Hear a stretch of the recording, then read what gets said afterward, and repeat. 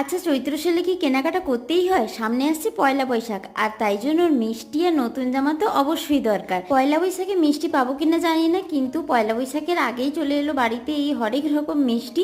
এই মিষ্টিগুলো এনেছিল আমার পিসির মেয়ে বাঁকুড়া থেকে। আর আমরা তো মেয়েরা চকলেট লাভার, তাই প্রথমেই ওই চকলেট মিষ্টিটা দেখে আর লোভ সামলাতে পারলাম না, খেয়েই নিলাম। ভীষণ সুন্দর লাগছিল।